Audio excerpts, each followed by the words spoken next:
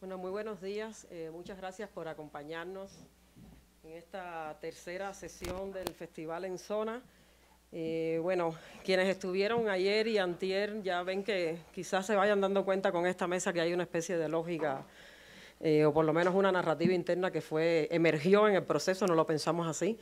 Pero bueno, tratamos en la primera mesa un poco de pensar esto que le llamamos la reconfiguración del mapa ideológico latinoamericano. Ayer hablamos del Museo Revolucionario, pensando en el impacto, digamos, y en las resonancias, ¿no? Y del modelo cubano y otros modelos que no son el modelo cubano, pero que terminan siendo pues, dictaduras o regímenes autocráticos.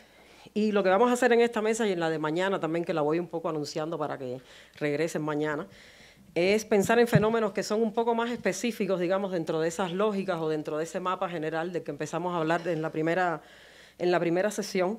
Y bueno, es un poco un experimento porque vamos a hablar de cosas que a cubanos, venezolanos y nicaragüenses nos están tocando muy de cerca ahora, pero que creemos que no son temas que podamos discutir únicamente entre nosotros, ¿no? Entonces esta mesa es un poco una intención de hacer eso que tenemos hace mucho tiempo deseo de hacer, que es empezar a encontrar coordenadas comunes en nuestros dolores, en nuestros dramas, en nuestros desafíos, que nos permitan pensarnos también dentro de la región, ¿no?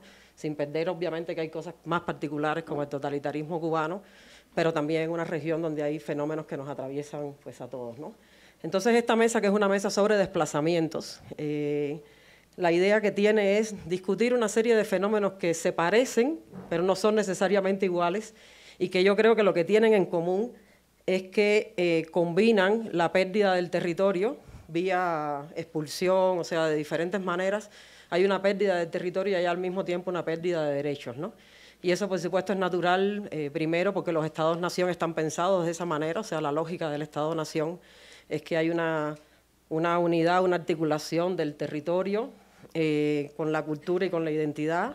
Y bueno, obviamente si uno pierde el territorio, pues pierde todos los derechos, ¿no? Yo aquí, aprovechando que ayer fue el aniversario del 27N, que lo recordó Mijail ayer en la sala, pero quería retomarlo de nuevo porque, bueno, el 27N fue esta reunión de artistas cubanos frente al Ministerio de Cultura, que marcó una etapa muy importante porque creo que fue la etapa que marcó que el Estado cubano, por lo menos una comprensión para la comunidad artística y creo que para los cubanos y cubanas en general, fue como el momento claro en que quedó claro, por lo menos de este lado, que el Estado cubano no estaba dispuesto a dialogar.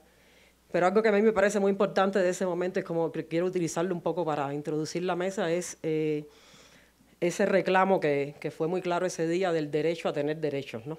Creo que es una frase que además de que tiene mucha potencia, porque reivindica los derechos como un conjunto articulado y no como algo que tú puedas segregar por aquí, como tienes derecho a esto sí, pero a esto no, pues remite a un texto de Hannah Arendt, donde Hannah Arendt justamente explora que los derechos son innatos, son consustanciales a la condición humana, pero que al mismo tiempo para ejercerlos tiene que haber un Estado detrás que garantice el ejercicio de esos derechos, ¿no? Y por supuesto, ella estaba pensando en el contexto en el que ella escribió, justo que los judíos no tenían un Estado-nación y que por supuesto eso los ponía en una situación especial de vulnerabilidad, ¿no? Y eso cuando se releyó en ese contexto cubano, pues creo que tenía una resignificación que era simplemente como que hay un derecho a los derechos, ¿no? Porque si vives en un régimen de dominación total, como le llamaba Claudia ayer, el problema es que tener derecho en sí es algo que habría que antecede a la idea del derecho, ¿no? Y bueno, quería utilizarlo como un poco como pretexto. Voy presentándoles así muy rápidamente, en lo que se les va quitando el miedo. Yo nada más estoy hablando aquí para que alguien diga, si me toca primero no pasa nada, ¿no? Pero bueno, tenemos en la mesa acá a Néstor Jiménez. Néstor Jiménez es un cineasta sotzil y celtal de los Altos de Chiapas que ha estado trabajando durante varios años. Bueno, tiene varias películas como El secreto de la belleza, que es muy lindo. El nombre no es por gusto, creo que es un documental muy hermoso. Y ha trabajado temas de memoria y de territorio y también temas de dónde se ubica, digamos, la voz, ¿no? Tratando de dar herramientas también para que las personas cuenten sus propias sus propias historias, ¿no? Y bueno, nos acompaña en la mesa porque Néstor ha estado muy cerca de estos procesos de defensa de territorio que en México se han convertido en un tema extremadamente importante y que yo creo que dan cuenta de estos regímenes de exclusión del Estado-Nación que no solo son hacia afuera del Estado-Nación, sino hacia sus poblaciones en el interior y sus segmentos territoriales que han sido constituidos con otras lógicas diferentes de las del Estado-Nación, ¿no? Luego tenemos a Ana Lucía Álvarez, que es la primera nicaragüense del evento. Ya estaba reclamándome Rafael Uzcategui por la mañana. Bueno, pero ¿y Nicaragua dónde está? Bueno, aquí está Ana Lucía, que es un gusto que haya aceptado venir a acompañarnos. Es activista, es feminista, es defensora de derechos humanos y desde el 2021 también es exiliada. Entonces forma parte de esta comunidad de desplazados que, bueno, nos encontramos en el mundo entero, pero que ahora en México estamos haciendo un esfuerzo por tener una comunidad. Anota ahí, Rafael Archondo, que tenemos a alguien más para nuestra... Íbamos a crear un grupo ayer, no sabíamos si era como de terapia. Una secta. Bueno, dice Camila que es una secta. Espero que no lleguemos tan lejos como eso, espero que no. Bueno, Ana Lucía participó recientemente en un informe de exiliados, con testimonios de exiliados de personas nicaragüenses en el exilio, que han sufrido el desplazamiento forzoso y este proceso de desnacionalización y apatridia, que se llama Nadie se va porque quiere. Y bueno, ahí fue donde la conocí, seguramente nos cuenta un poquito de eso también. Luego tenemos a Camila Lobón, que está aquí para advertirnos que por favor no se convierta en una secta, haremos lo posible, y es una artista cubana que vive ahora en Estados Unidos, estuvo muy cerca del proceso del 27N, y bueno, tiene una obra también que atraviesa, yo creo que por una parte, esta es mi lectura personal, ¿no? Pero creo que por una parte atraviesa todos los dilemas actuales de Cuba, yo creo que con una capacidad de sintetizar, digamos, como cuáles son los temas urgentes y graves, y tiene también un trabajo desarrollado a partir de la memoria, ¿no? A través de cómo se construye la memoria en la familia. Entonces creo que es un espacio también muy importante, ¿no? Y tenemos a José Luis Pardo.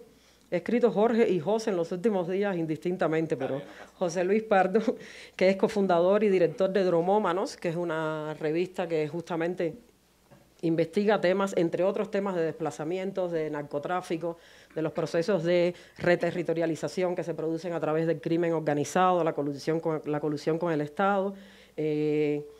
Tiene este libro maravilloso que se llama Narcoamérica, que estoy a la mitad leyendo, lo que les recomiendo, que es un recorrido por América Latina justamente investigando cuáles son las trayectorias internas de todo el negocio de la droga.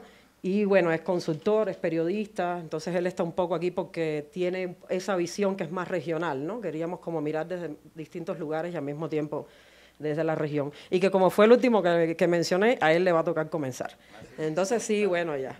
Por español, ¿no? Es por español, exactamente. Por español le tocó empezar, ni modo, así es esto. No, pero yo quería un poco primero en una primera ronda para entender las diferencias, también entender el contexto, ubicar un poco los procesos que tenemos aquí, ¿no? O sea, por una parte aquí lo que nos puede hablar un poco José Luis es de los procesos que a veces se llaman desplazamiento interno cuando ocurren al interior del Estado. Y obviamente esos son procesos que no siempre son al interior, cruzan fronteras, lógicamente, pero tienen que ver con maneras en que el territorio se empieza a reconfigurar a partir de, por ejemplo, el control de grupos de crimen organizado, a partir de zonas de exclusión que se crean a través de este control y a través también de la intervención del Estado, que muchas veces termina intencionalmente moviendo a la gente del territorio donde están, porque el Estado ha perdido control de ese territorio, ¿no? En el caso de Camila, yo quería que conversara un poco sobre el tema del desplazamiento o el exilio forzado. Después vamos a tener una presentación sobre eso donde vamos a hablar más de Cuba, pero creo que lo interesante es pensar en algo que no está tipificado. Creo que lo interesante del caso cubano es que, bueno, se ha tipificado después por organizaciones internacionales, pero hay una presión hacia el exilio que es forzada, no porque se paren en la puerta de la casa ya vete, sino porque hay una serie de condiciones que se crean para que eso suceda, ¿no? En el caso de Nicaragua, tenemos este fenómeno que no es innovador, pero es innovador, no es innovador en la región, pero es innovador para el trío Venezuela, Cuba, Nicaragua, que es el proceso de desnacionalización. y apatridia, en el cual las personas justamente terminan realmente sin pertenecer a ningún lugar, o sea, formalmente sin pertenecer a ningún Estado o nación que pueda velar por sus derechos. Y nada más menciono que esto había pasado allá antes en República Dominicana, con una idea que tiene más que ver con el racismo estructural del Estado-Nación dominicano y que despoja de la nacionalidad, incluso con carácter retroactivo, a todos los descendientes de haitianos en República Dominicana. Y en el caso de Néstor, nos comente un poco pues, de estos desplazamientos internos que tienen que ver no ya tanto con el crimen organizado, sino con la instauración de megaproyectos y empresas en el territorio que, por supuesto, demandan una defensa del territorio mismo, ¿no? Bueno, ha sido una introducción súper larga, perdón, no sé, esto me pasó porque ayer me puse a leer cosas y ya ahora tenía como mucho que decir, pero quisiera, bueno, que lo tratáramos desde ahí y que en un segundo momento pensáramos qué conecta esas experiencias que aparentemente son diferentes, ¿no? Entonces, José Luis, adelante, coméntanos un poco desde donde tú lo has trabajado como periodista, cómo funciona esto del desplazamiento. Bueno, hola, buenos días, muchas gracias por la invitación. Bueno, lo primero es que el desplazamiento forzado interno en la inmensa mayoría de los países no está reconocido, porque eso para el Estado significaría reconocer que hay una especie de guerra, que su país está en conflicto. Y eso tiene que ver con que las palabras que utilizamos, ¿no?, para los conflictos son viejas y no se adaptan a la realidad latinoamericana.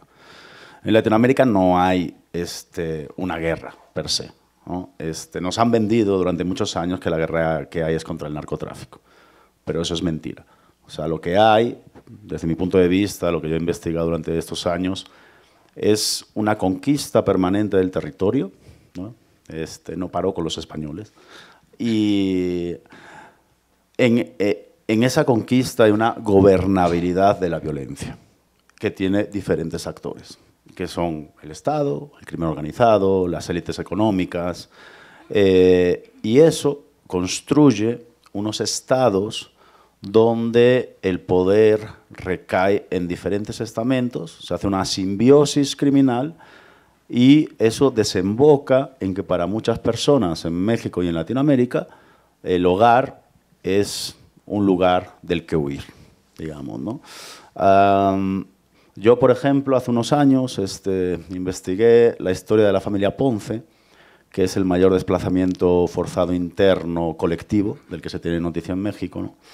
Y era una familia de un pueblo que se llama Estación Conchos, que está en Chihuahua, cerca de la frontera. Y esta gente había fundado ese pueblo, un pueblo en el desierto, ¿no? De hecho, se les llamaba los vencedores del desierto, ¿no?, en esta mítica casi de western, ¿no? Y la familia prosperó y tuvo ranchos, ¿no?, y tuvo bastantes cabezas de ganado, hasta que el crimen organizado empezó a matarles, ¿no? Mataron a 3 personas, cada vez que denunciaban en la fiscalía, mataban al siguiente. Y después del entierro de Sigifredo, fue el último que murió, salían del velatorio, del entierro, y el cura les avisó, el ejército les avisó, váyanse de aquí. O sea, todas las instituciones tradicionales que componen un pueblo les dijeron, váyanse de aquí. Más de 70 personas de la familia, más de 70 familiares huyeron esa noche. Y la familia se disgregó, creando un montón de problemas. Se perdió la unidad familiar, se perdió la identidad, se pierde lo que sabemos cuando pierdes el territorio. La historia acabó que a uno de ellos, que era principalmente el que había tenido problemas con otra familia ligada al crimen organizado, lo acabaron matando unos años después, en su exilio, digamos, ¿no?, en el lugar donde estaba refugiado, porque no quiso pagar extorsión por su ganado, que estaba volviendo a crear, lejos de casa, estaba volviendo a empezar. La conclusión es un poco esa, se ha evolucionado, digamos, ¿no?, México en concreto, que es de esta tierra, digamos, casi de oportunidad, a una tierra donde el crimen y la simbiosis con el Estado ha marcado la vida y la muerte de la gente. Y eso implica, digamos, ¿no?, vivir bajo unos códigos que nada tienen que ver con lo que marca la Constitución, nada tiene que ver con lo que marcaría un Estado de Derecho. Y esto se replica en muchos lugares, en muchos países de Latinoamérica, digamos, ¿no? Entonces la violencia en ese sentido se ha manifestado y es una herramienta, por un lado, para la gente que no le dicen tú no eres parte del pacto social, es ser alguien. Matar en Latinoamérica es ser alguien, digamos, ¿no? Y por el otro es una política, digamos, ¿no? Es una política desde arreglar un problema personal hasta que llegue la minera y te corra, probablemente con un grupo criminal como brazo armado pagado por la minera, hasta borrarte de tu propia casa, ¿no? Y esto es eso, es producto de una conquista permanente del territorio, donde unas élites económicas, políticas y criminales le dicen a la gente que es su casa y que no es su casa, porque normalmente no es su casa. Estás como alquilado en ese territorio. Y esa es la tragedia, digamos, ¿no? Porque quien manda no eres tú, digamos, ¿no? Y es eso, se cambiaron, pues no sé, las palas y se cambiaron las herramientas para construir por AK-47 y esto es lo que uno ve al final, ¿no? Entonces, es una cosa que se repite, creo que en México se repite, no se repite, México es la obra más acabada de eso, ¿no? Esa simbiosis entre el Estado y el crimen organizado en México ha constituido un Estado en sí mismo que en algunos lugares es lo único que hay, ¿no? O sea, yo no soy de la teoría de que el crimen organizado llega donde el Estado no llega. Creo que el crimen organizado y el Estado pactan en diferentes momentos, se rompen esos pactos, se persigue, etcétera, etcétera, pero al final México no se entiende y Latinoamérica no se entiende sin estas fuerzas legales e ilegales que acaban, digamos, configurando la vida de la gente, ¿no? Y con esto ya me alargué un montón para hacer la primera, me callo.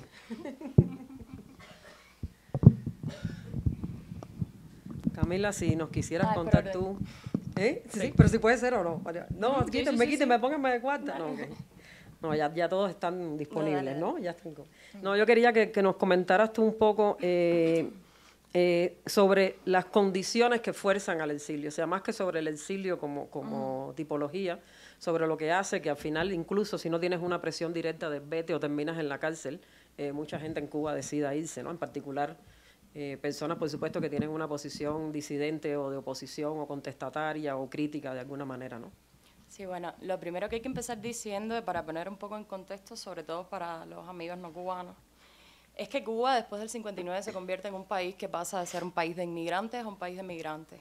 Y esto está directamente relacionado porque el gobierno cubano ha intentado blanquear bastante la situación que se conoce de Cuba migratoria, constante por décadas, porque Cuba ha vivido procesos constantes de migración desde el mismo inicio de la revolución, Camarioca, los vuelos de la libertad, el Mariel, la crisis de los balseros, y ahora ha vivido la crisis más terrible de éxodo que había conocido la historia del país.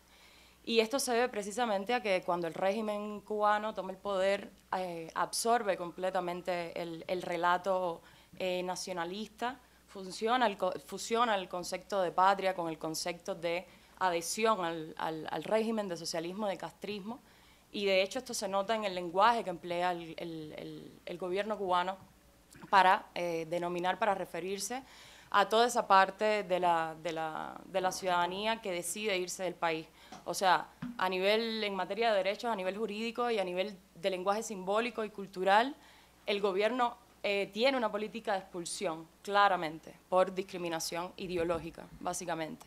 Fidel, de hecho, el lenguaje que se utiliza para denominar a los desplazados, bueno, hasta el 1979 los cubanos que se habían ido del país, en primer lugar, no pudieron regresar a Cuba. En el 79 se les permite regresar a Cuba y hasta el 2012 los cubanos no tienen acceso a poder tener un pasaporte.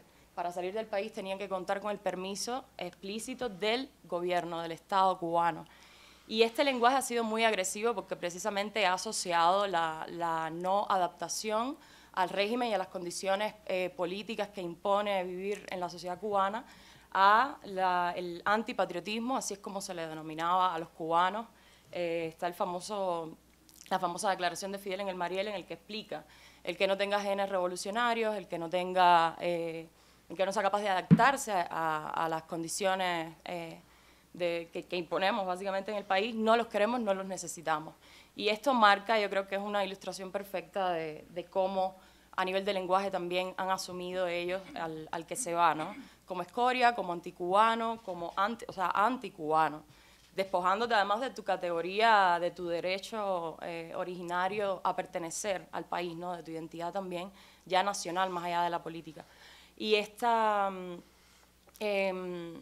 política es clara, o sea, quien mínimamente se atreva a romper las condiciones de la simulación que impone vivir bajo un régimen totalitario en Cuba es inmediatamente identificado como un enemigo del Estado. Y yo creo que cuando tú me decías lo del desplazamiento, por ejemplo, yo pensaba mucho, hay una práctica muy común en Cuba, que son los actos de repudio. Los actos de repudio son como una especie de teatro político que implementa el gobierno cubano desde el mismo 60, que consiste en convocar a un grupo de ciudadanos que tienen bajo chantaje o tienen algún tipo de compromiso con las instituciones del Estado, a ir al espacio vital de una persona que ellos identifican como un enemigo público, a su casa o a su centro de trabajo, y hacerles un acto de repudio, literalmente, ¿no? Que puede llegar incluso a ataques físicos, a daño de la propiedad o ataque físico contra la persona. Y en estos actos, la práctica más común, yo tuve no sé cómo, bueno, la experiencia, pues, ¿no? La experiencia, sí, iba a decir la fortuna. La experiencia de presenciar varios de estos actos. Se replica justamente este discurso estatal, ¿no? Lo que se repite incansablemente es váyanse. Si no les gusta, váyanse. O sea, la calle es de los revolucionarios, fuera la gusanera, pero todo el discurso gira en torno a la expulsión, a esta cosa que incluso la ciudadanía ante la imposibilidad de poder cambiar sus circunstancias, de que la opción es irse.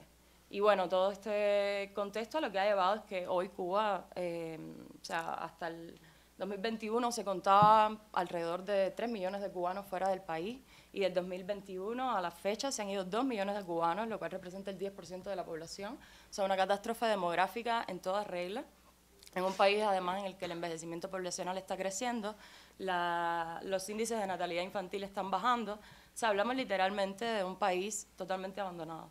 Entonces yo pienso el régimen como eso, es como una especie de pepino de mar que cuando, como mecanismo de defensa, lo que hace es expulsar sus propios órganos para prevalecer en el poder y expulsar cíclicamente las generaciones, que por otra parte son, por lo general, la gente joven que tiene posibilidades de irse, posibilidades económicas mínimas de irse, y que son el capital humano principal de una sociedad. Entonces es un país totalmente devastado, ¿no?, a nivel humano. Y sí, es eso. Es una ciudadanía que se ha visto históricamente ya condenada a tener que reinventarse un país fuera de las fronteras nacionales que el régimen determina. Ahora, bueno, lo voy a dejar para la pregunta, pero me hiciste pensar en algo que es como esto del irse. No solo es una solución a veces desesperada, sino algo que está construido en el imaginario como la única opción que como existe la única para... opción. Claro, el cubano, o sea, los cubanos estudian y desde que están estudiando, tu meta, tu objetivo último es irte, no irte para resolver una situación específica y volver, sino irte, además como una condición definitiva, porque en un país en el que además no existe ningún tipo de movilidad social, no puedes regresar a establecerte, no hay ningún proyecto que puedas construir al interno. Entonces, sí. Sí, la meta es... las capas del horror que no terminan nunca, ¿no? No creo que entiende y de pronto es como, chale, otra capa más de esta barbarie, ¿no?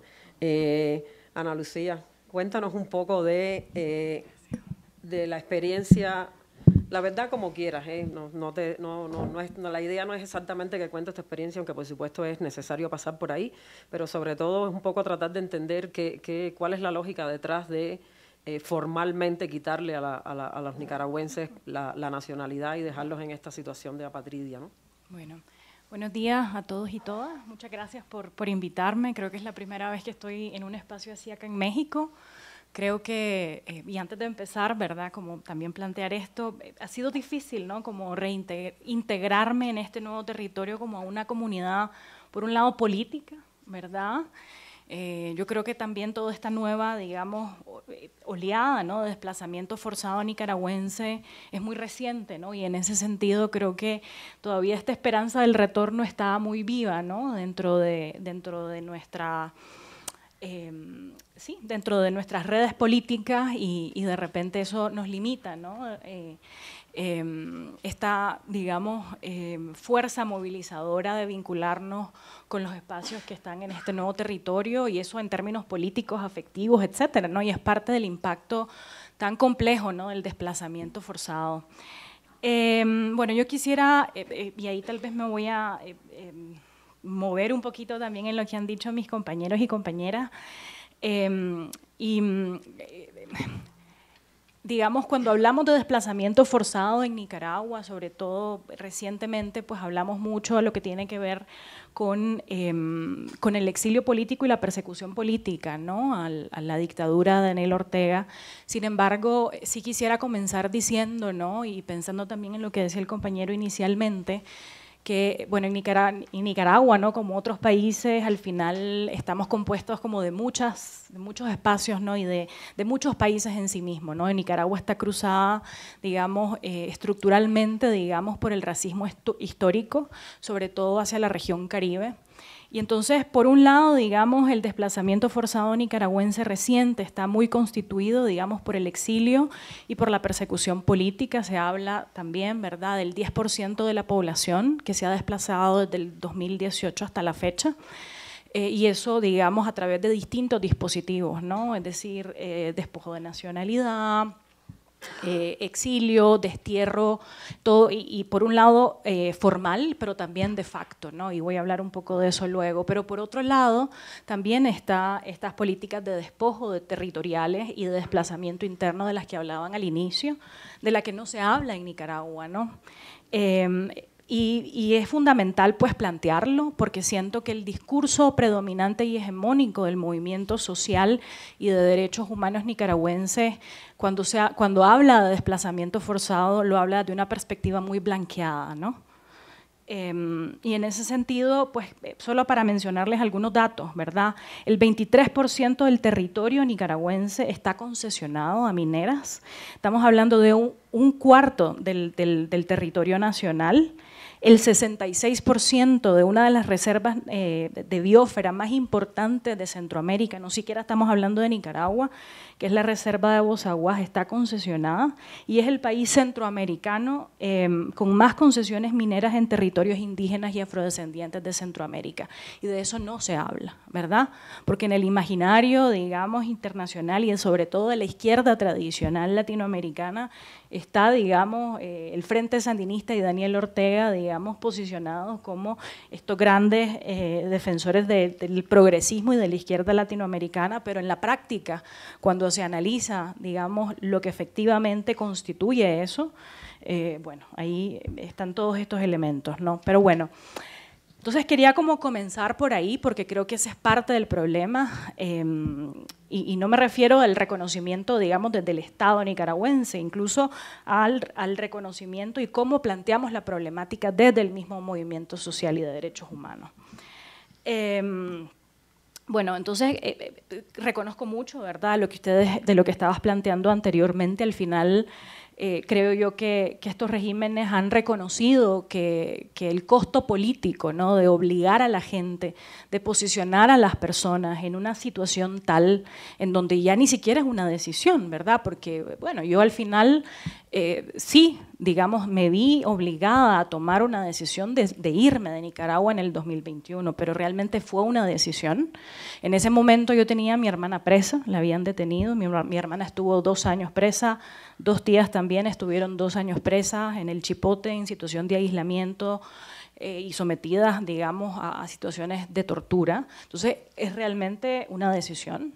Es decir, cuando tenés mecanismos que operan a nivel comunitario y barrial de vigilancia vecinal y de delación vecinal y de vigilancia de tus movimientos, como los que operan en Nicaragua y en muchos de los países de nuestra región, es realmente una decisión la de irte o no.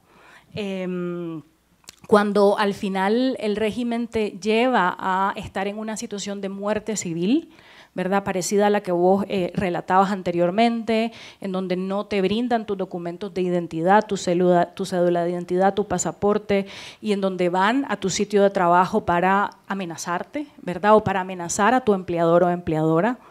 Y en donde además, digamos, operan otras dinámicas represivas y dispositivos represivos.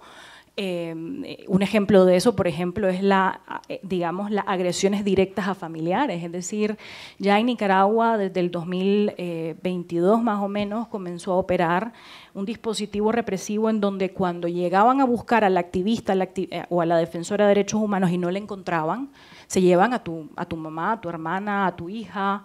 Y tenemos casos reales de personas presas, familiares de activistas que no encontraron en su casa, ¿no? Entonces, y eso hace, ¿no?, que ya no sea solamente la persona, digamos, que está recibiendo unas represión directa, sino se expande, ¿no?, como mencionabas vos, a nivel comunitario, a nivel familiar, y hay situaciones en donde no queda ni un solo miembro de la familia en el país, ¿no?, porque al final ya nadie está a salvo, ¿no? Y otro elemento también que creo que impacta muchísimo es al silenciamiento del exilio, ¿no? Porque lo que pasa en regímenes, digamos, totalitarios como lo que estamos viviendo en Cuba, en Nicaragua e incluso hasta cierto punto en Venezuela, es que, bueno, ya adentro era imposible hablar, ¿verdad? Porque hablar implicaba la cárcel o alguna situación parecida, ¿no? Entonces lo que hacías era desplazarte, salir y hablar desde el exilio, ¿verdad? Y denunciar la situación desde el exilio. Pero si vos desde el exilio comenzás a hablar, entonces quienes sufren las consecuencias son tu mamá, que no puede salir del país porque no se puede ir, porque está enferma, lo que sea, tu primo, tu hijo, entonces, bueno, te silencian a vos también. Entonces, y eso, digamos, está resultando, desgraciadamente, están haciendo sus sumas y sus restas y, bueno, implica, digamos, un costo político menor. Pero para hablar, digamos, de otros dispositivos, como mencionabas vos, ¿verdad?, el despojo de nacionalidad. En Nicaragua ya hay aproximadamente 400 personas, 450 que han sido despojadas de su nacionalidad desde el 2023 principalmente. Digamos, lo primero fue la expatriación de 222 personas presas políticas, ¿verdad?, que después de expulsarlas del país les quitaron su nacionalidad, después otras 92 y finalmente las últimas 132 personas presas políticas que fueron despatriadas a Guatemala y también despojadas de su nacionalidad. Sin embargo, también hay otra dinámica que opera de forma paralela, de la que no se habla, porque no es un despojo formal, digamos, de tu nacionalidad, ni una expulsión formal del país. Sin embargo, de facto sí sucede, ¿no? Y tiene que ver con que si vos sos una persona marcada u objetivizada como activista, opositora, percibida como tal, familiar de alguien que está objetivizado, marcado, entonces, bueno, ya, digamos, no dan ningún tipo de documento de identidad. Entonces, si vos vas a una embajada, a un consulado, pues no hay forma, ¿no?, de que se te garanticen, pues, esos derechos. Entonces, al final quedás en una situación, pues, de apatridia de facto, ¿no? Por otro lado, también está toda esta política de no dejarte entrar al país. Entonces hay otro grupo importante de personas, desde las redes, digamos, de documentación en Nicaragua hemos documentado por lo menos 400 casos y hay un subregistro importante de personas porque hay un miedo absoluto a hablar, a documentar. Entonces esto consiste básicamente en que no te dejan entrar, te niegan la entrada a tu país. Entonces vos salís de Nicaragua no necesariamente con el objetivo de desplazarte, sino por un viaje cualquiera y cuando querés volver a entrar no te dejan entrar.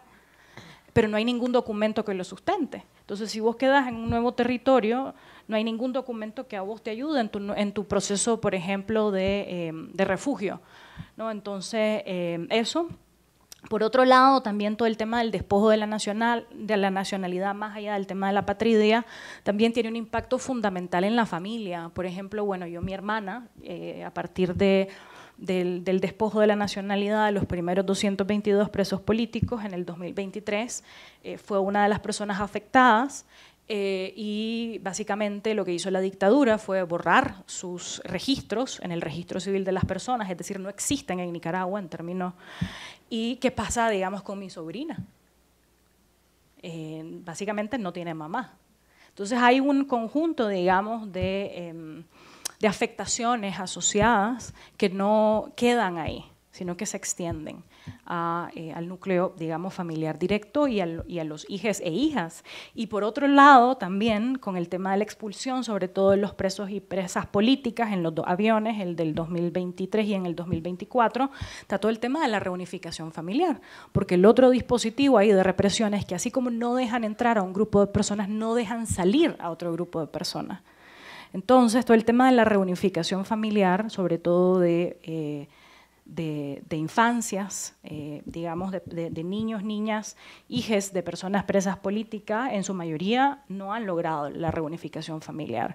Estamos hablando ahí que hay mujeres, digamos, con niños y niñas chiquitos, incluso en un caso, digamos, una niña lactante que se llevaron a su mamá mientras estaba dando a luz, pecho, perdón, y que no ha logrado la reunificación familiar con su mamá. Entonces, esas también son parte, ¿no?, de los impactos de este tipo, digamos, de dispositivos de represión que giran en torno, digamos, a la represión migratoria en general. Muchas gracias. Bueno, nada más destaco aquí, estas son cosas que vamos a retomar, pero como el hecho de, porque uno se preguntaría por qué necesitan hacer algo como la desnacionalización y borrar a la gente de los, incluso del registro civil, que ya es algo como muchísimo más fuerte, si de facto eso está ocurriendo todo el tiempo. El caso de Cuba también es muy similar, ¿no?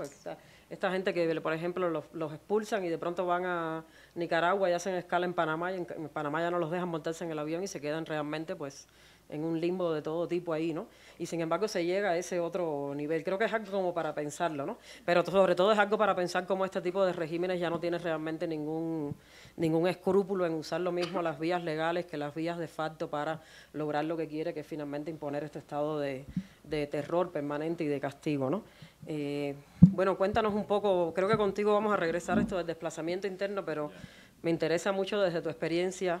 Perfecto, te iba a dar un poco esto de que ya lo apuntaba José Luis, de que claro, está el problema del crimen organizado, pero hay estos territorios al interior de los estados-nación que son territorios tradicionalmente de pueblos indígenas o afrodescendientes y que efectivamente muchos de los grandes proyectos que sí, que son en realidad una colusión entre el Estado y los emprendimientos privados, pues terminan utilizando esos territorios y bueno, ahí hay siempre un conflicto que no consiste en la expulsión del territorio, sino en la necesidad de defender un territorio en la medida que sea posible, justo para no terminar expulsado de ahí, ¿no? Entonces, bueno, quería que nos contaras un poco de cómo es Chiapas en eso. Vale. Bueno, yo estoy bastante conflictuado con todos los planteamientos. Y nada, también, y decir que también siento que, bueno, me presento, soy Néstor, ¿no? Y me siento como un bicho raro aquí ahorita, ¿no? Porque, bueno, a no ser que haya otra persona que sea de algún pueblo originario, que alce la mano. Y si no, es, entre comillas, parece extraño, ¿no? Pero en realidad no lo es, ¿no? Y entonces, pues quizás la mirada que traigo, pues no es una mirada latinoamericana, ¿no? Porque de entrada partiría de que yo no soy latinoamericano, no existe la latinoamericanidad de mi parte, ¿no? Antes de eso tal vez podría ser una especie de Abya Yala, ¿no? Antes de eso tal vez sería mexicano, ¿no? Y antes de eso sería sobre todo centroamericano, ¿no? Y antes de eso pues maya, ¿no? Y en ese sentido, desde lo que estaba escuchando ayer y de lo que se plantea también ahora, tiene un origen inmediato pues en la Constitución de los Estados-Naciones, ¿no? Que tienen 200 años, ¿no? Entonces, Y parece ser que quienes heredaron el poder colonial siguen disputándoselo de muchas maneras actualmente. No quiero decir que sea el caso de todas las naciones llamadas latinoamericanas, ¿no? Porque tienen todas unas configuraciones muy particulares que tienen que ver mucho con sus pueblos campesinos originarios, ¿no? Aquí, quienes hemos sido pues, explotados, ¿no? Discriminados, etc. Entonces, en ese sentido, pienso que uno de los grandes orígenes de lo que estamos viviendo ahorita, de toda la cuestión de desplazamientos, parte en esa disputa del poder que ha tenido que aliarse con cualquier poder necesario para perpetuar la necesidad de un control territorial, ¿no? A costa de las poblaciones más marginalizadas, ¿no? Empobrecidas a lo largo de estos 200 años, pero si partimos de la colonia de los últimos 520 y tantos años, ¿no? Entonces, en ese punto, sea un gobierno de derecha o de izquierda, han tenido que pactar con multinacionales, con el crimen organizado, ¿no? A costa, una vez más, de explotar los bienes comunes que existen en cada región de esto que se llama Latinoamérica, ¿no? Entonces, y quizás yo no plantearía datos ahorita de dónde vengo, que es un lugar, pues Chiapas, un estado país centroamericano, ¿no? Y que al menos yo reivindico mi condición centroamericana, ¿no? Antes de ser mexicano, por las condiciones culturales y políticas que existen, ¿no?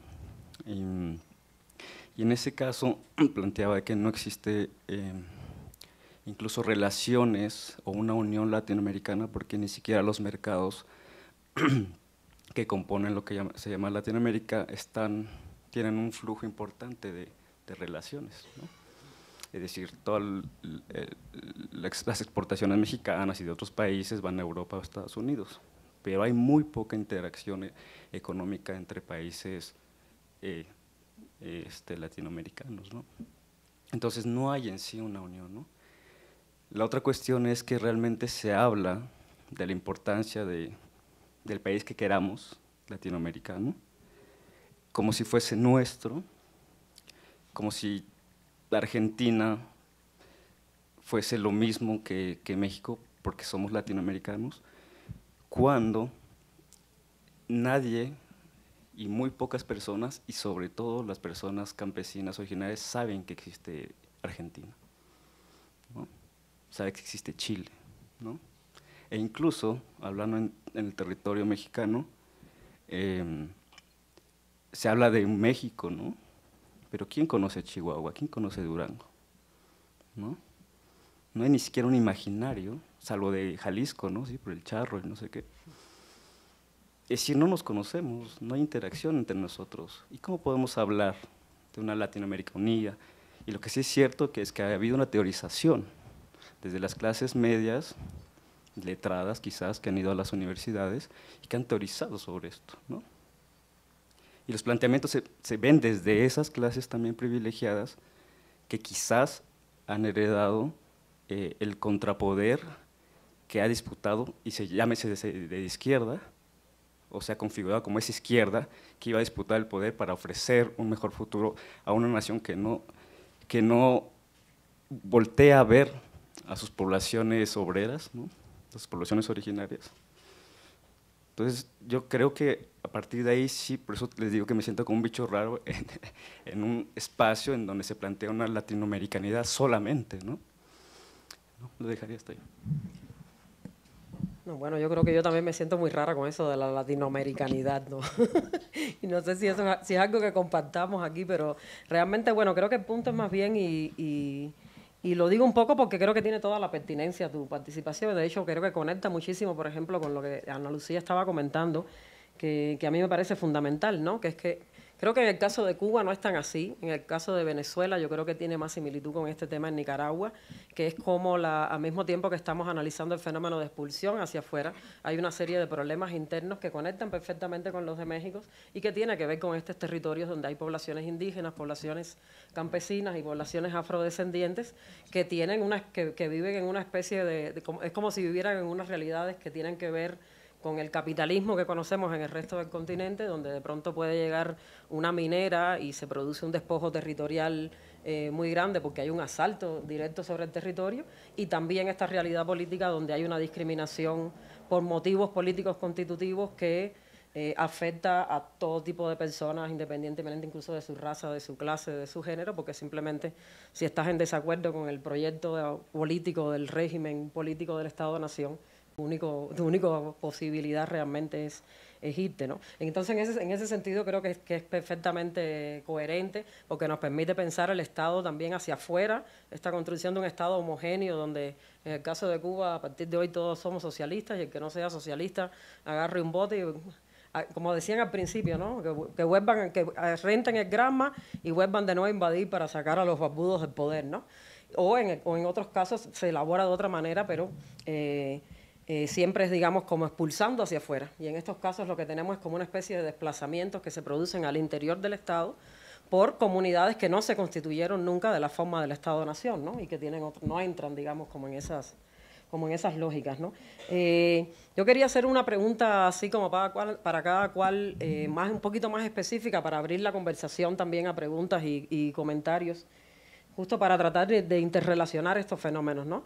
Y es una pregunta un poco como qué se hace con estas situaciones, ¿no? Cómo las comunidades de las que estamos hablando, cómo hacen con el desplazamiento, con el exilio, con estas dinámicas de exclusión diferenciadas, ¿no?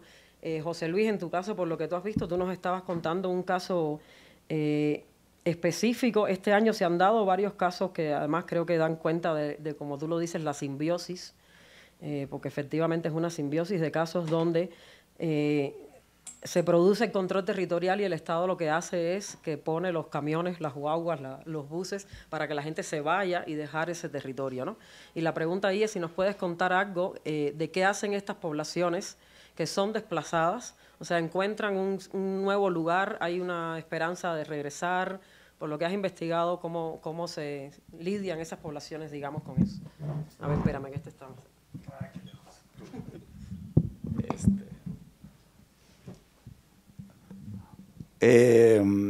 Bueno, las poblaciones quedan en su gran mayoría absolutamente desvalidas, digamos, ¿no? Si empezamos con que esto no se reconoce, ¿no?, por el Estado, las víctimas tienen un montón de problemas, digamos, ¿no? Y muchas veces tú tienes que adherirte a otra categoría de víctima, ¿no? Eres víctima por otra cosa que sí está tipificada.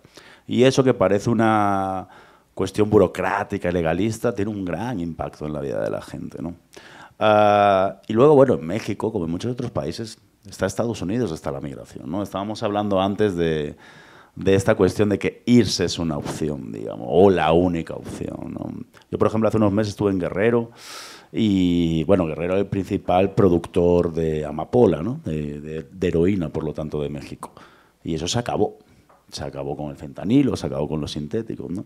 Y tú ibas a los pueblos, y los pueblos estaban básicamente compuestos por mujeres, niños y ancianos, ¿no?, porque los jóvenes se habían ido todos a Estados Unidos, ¿no? Y se habían ido muchos, además, con un préstamo de la iglesia del pueblo, que a su vez la iglesia había hecho un fondo a través del dinero de la amapola, digamos, ¿no? O sea, que parece algo muy medieval, pero sigue ocurriendo en este país, digamos, ¿no? O sea, así. Yo llegué a un pueblo, a varios, ¿no? Ahí parece que sigue habiendo esta competencia de quién construye la iglesia más grande, digamos, ¿no? Es un estatus dentro de los pueblos, ¿no? Llegó a un pueblo que no había absolutamente nada, pero estaban construyendo en la casa de los curas, que eran españoles además, ¿no?, ya para acabar de hacer esta historia todavía más vieja, estaban poniendo un piso más, y la iglesia parecía una catedral, de verdad, en medio de la nada en la Sierra de Guerrero, ¿no? En el caso, por ejemplo, de los Ponce, es lo que os conté, ¿no? A uno de ellos los asesinaron, y los otros tuvieron que empezar su vida desde casi nada, ¿no? Entonces, mira, hay esta cosa rara también, o no rara, ¿no? La gente tiene su pertenencia y mucha gente quiere volver, y a veces vuelve, ¿no? Y eso también lo he reporteado. Por ejemplo, hace unos años en la Sierra de Sinaloa fui a Ocurahue, que es un pueblo que está, pero perdido, ya cerca del Triángulo Dorado, está esta zona de la Triple Frontera en los estados del norte, ¿no? También muy productor de amapola, marihuana. Está muy arriba de la sierra, digamos, ¿no? Tú vas a Badiraguato, que es el lugar conocido porque la madre del Chapo y todo eso, pues todavía sigues muchas horas para adelante, donde no hay absolutamente nada más que que crimen controlando el territorio, ¿no? Y conseguimos llegar ahí, y ese pueblo había sido desplazado, se había convertido en un pueblo fantasma, y por una guerra ahí entre grupos criminales, y durante 2 años ese pueblo no habitaba nadie, digamos, ¿no? Muchos bajaron pues a la periferia urbana, ¿no?, de las ciudades de Sinaloa, ¿no?, como Culiacán, y 2 años después volvieron. Pues acabó la guerra, volvieron, porque te desnaturalizan, ¿no? O sea, es decir, es una gente que vive en el campo y que es su manera de vivir, y en la ciudad no hacían nada, se enfermaban mucho, nunca encontraban su lugar en el mundo, ¿no? Que esa es una de las tragedias. Te extraen tu lugar en el mundo y encontrar otro es muy complicado, ¿no? Estás como vagando todo el rato, ¿no? Bueno, y esta gente llegó 2 años después de pasar la violencia, después de pasar el desplazamiento, después de pasar todas estas dificultades, volvió a un pueblo a hacer exactamente lo mismo, que era plantar amapola. La diferencia es que su pueblo, de verdad, era un pueblo fantasma. No había ni luz ya, no había agua, no había ningún tipo de recurso, digamos, ¿no? Entonces, finalmente se convierte como en algo cíclico, ¿no? O sea, y la primera historia que conté era eso, sí consiguen desplazarse, tuvieron ayuda de una ONG, ¿no?, que aquí se hizo cargo de eso, y los acaban matando en otro territorio, ¿no? Porque las lógicas de violencia van más allá de la territorialidad, digamos, ¿no? Y en este otro caso es volver al punto de origen, ¿sí? Y después de todo este camino y sufrimiento, estás peor de cuando te convertiste en una víctima de desplazamiento. Y por el camino queda esta invisibilidad absoluta, digamos, ¿no?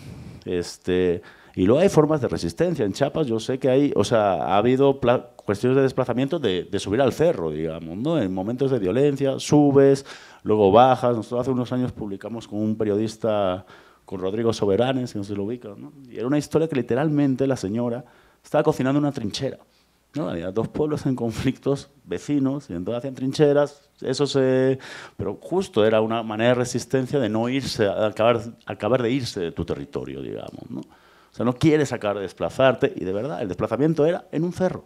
Estaba abajo el pueblo, subían las noches, volvían a bajar.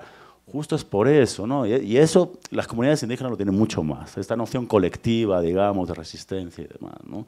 Pero eso no ocurre en todos lados, ¿no? Los Ponce no son indígenas, ¿eh? Una gente que también quise hacer esa historia justo también porque la historia, digamos, en Chiapas ya le hemos contado, y estábamos buscando justo en ese proyecto diferentes tipos de desplazamiento para entender eso, digamos, ¿no? La singularidad de cada uno de los lugares, ¿no? Yo estoy muy de acuerdo. O sea, México, obviamente, como todos los Estados-nación, es una construcción, ¿no? Y de hecho, mi teoría, por ejemplo, el Tren Maya y todo este tipo de cosas tiene que ver con una especie de conquista del progreso, de la última resistencia a la idea de México, digamos, ¿no? Porque ya pasó con las armas, con el zapatismo, y ahora, ¿no?, es una manera como amable, ¿no?, de conquista, ¿no?, que lo hemos visto mucho, ¿no?, llegar el progreso a los lugares, ¿no? Entonces, al final es eso, ¿no? La gente no está protegida, aquí no hay ningún tipo de eso, ni siquiera es que si tú, esto es como una enfermedad, si tú no eres un paciente y no te diagnosticas y no sabes que estás enfermo, ¿cómo la vas a curar?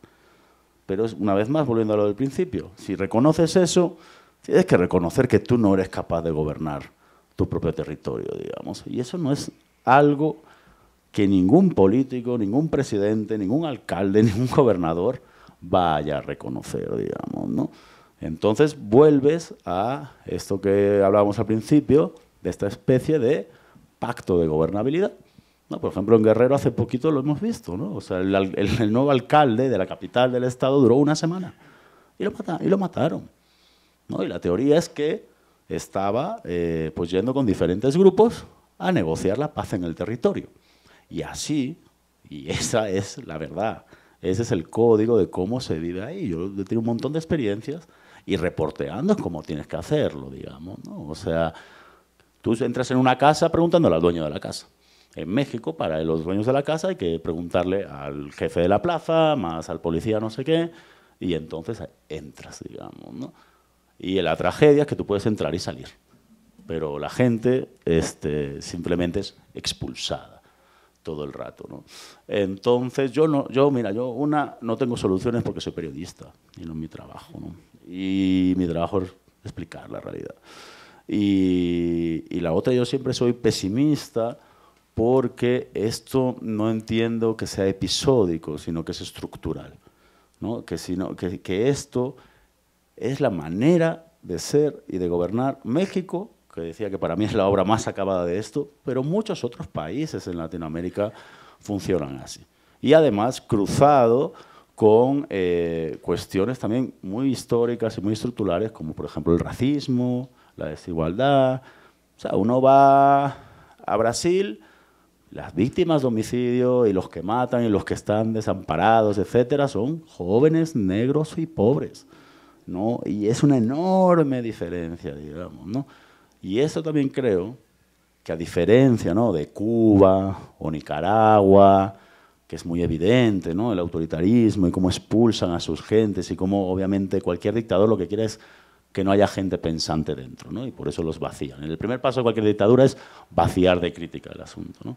Pero esto que yo estoy contando, que es la realidad de otros países y que tiene más que ver con el sistema neoliberal, digamos, ¿no?, para poner el otro lado de la moneda, ¿no? No esta idea de comunismo, es acomodaticia para mucha gente porque crea mucha distancia emocional, ¿no? Es decir, uno viene a México y si no lo conoce, un español, mis amigos de la universidad que no me conocen, dicen, uy, voy a ser del aeropuerto y me van a matar un grupo armado, digamos, ¿no? No, mira cómo se vive aquí, porque está muy concentrada la vida.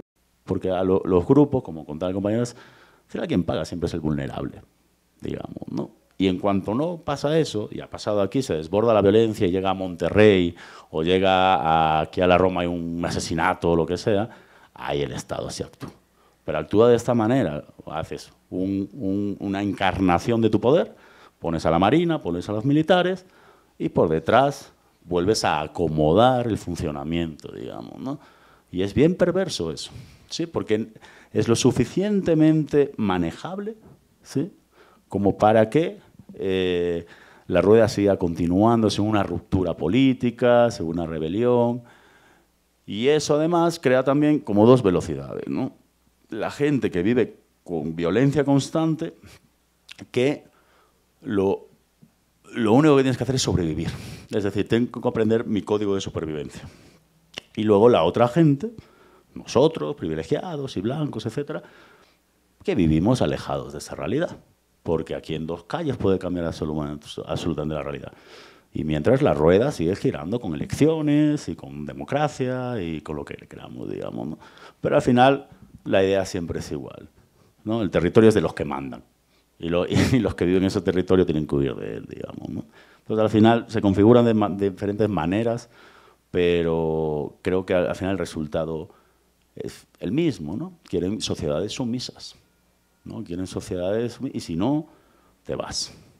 Esas son mis reglas y no hay otras reglas. Y esas son las reglas con las que conviven y sufren y huyen muchas personas en estos territorios, ¿no?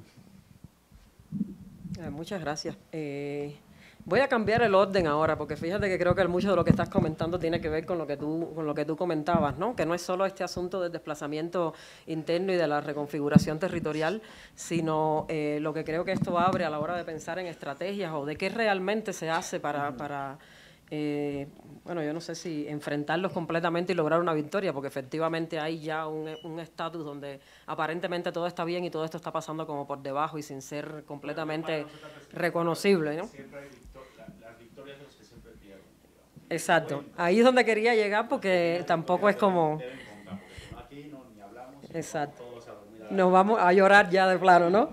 Sí, las historias de la resistencia, que son importantes, lo hablábamos también en la primera mesa, ¿no? Que hay que encontrar esos ejemplos donde, aunque no se haya convertido en un nuevo estado de las cosas, sí hay esas resistencias y sí tienen éxito, ¿no? Y yo quería hablar un poco de eso, ¿no? Como que cuáles son las estrategias en estos casos donde el territorio, el espacio de la vida comunitaria está bajo asedio y, bueno, si hay formas de organización, en fin, todo lo que puedas contarnos sobre cómo se resiste a estos procesos, ¿no? Sí, bueno, yo quisiera ir un poquito más amplio, quizás, rápido, porque Justo yo planteaba que había una cuestión de identidad, porque es algo que a mí me gusta plantear y proponer como una especie de alternativa, que quien ve su identidad, su historia, la valora y la posiciona, tiene un territorio inmaterial que defender. O sea, no es, porque también luego lo otro quisiera decir que el territorio que hasta lo que conocemos ahorita viene otra vez de esos 200 años atrás. Claro. Es decir, esta configuración, y luego muchos otros apenas, ¿no? Y luego vemos países balcánicos y así, o incluso aquí, estados mismos de México que se constituyeron hace 60 años, hace menos tiempo, ¿no? O sea, que las fronteras actuales no han sido las fronteras históricas, ¿no? Y iguales las del mundo, o sea, los países actuales del mundo no son las fronteras históricas de muchos pueblos que reivindican pues su historia, ¿no? Su historia, su identidad, su lengua, ¿no? Etcétera. Entonces, cuando yo planteaba esto de soy antes esto y esto y esto, no es sino para llegar a decir que al final somos humanos, ¿no? Y en esa condición de humanos, o sea, hay gente que es más nómada y gente que es más sedentaria, ¿no? Y que desgraciadamente ocurre todo este ejercicio del poder para desplazar a las personas, pero para beneficio de unos pocos, pues, ¿no? Pero eso no quiere decir que uno esté condenado a vivir en un solo lugar y a aceptar la cultura que tiene también, ¿no? Entonces, en ese sentido, una de las propuestas, una de las formas para mí de resistencia, que para mí la resistencia es justamente esta belleza del ejercicio de la vida, ¿no? Es decir, me resisto a aceptar algo que no quiero o que me está matando, ¿no? Y a configurar nuevos territorios, tanto imaginarios, espirituales, sentimentales y territorialmente físicos, ¿no? Porque es una necesidad básicamente del ejercicio de la vida, ¿no? Entonces, a mí se me hace curioso tal vez que muchas de las migraciones venezolanas, sobre todo cubanas, el objetivo final sea Estados Unidos, y no pensando en Cuba, está la península de México, y que caribeñamente hablando, incluso a nivel cultural y hasta de lengua, está enfrente, no sé cuántos kilómetros, son 100 kilómetros, no lo sé, ¿no? ¿Y por qué no tenemos un montón de compañeros cubanos viviendo en la península? Aquí tenemos un representante, ¿no? Yo creo. ¿No? O sea… Hay varios. Hay varios, sí. Un paraíso en Cuba, porque uno vive en un paraíso y el paraíso no es un paraíso, ¿no? Entonces, uno sale de aquí, uno sale con un túnel, va a pasar por 10 paraísos. Sí, claro. Sí. Pero es como que Yunay. Llegas a Miami y llegaste, ¿sabes? Y no estoy criticando en ese sentido Miami, sino a lo mejor llegas a Kentucky y en Kentucky igual llegaste. Ya. Pero es eso. Vamos a dejar eso para que ahí es donde se pone bueno. Yeah. No, entonces es a donde voy, ¿no? Es que cómo reinterpretamos nuestras propias fronteras mentales, ¿no? Y es verdad, la cuestión de la nacionalidad pues sigue siendo una cuestión importante, porque uno defiende y llama el lugar donde nació. Yo creo que no todos tampoco, ¿no? Pero bueno, yo estuve justamente en Nicaragua el año pasado, como más de una semana, y yo podría decir que es casi el país más bonito que he visto en mi vida.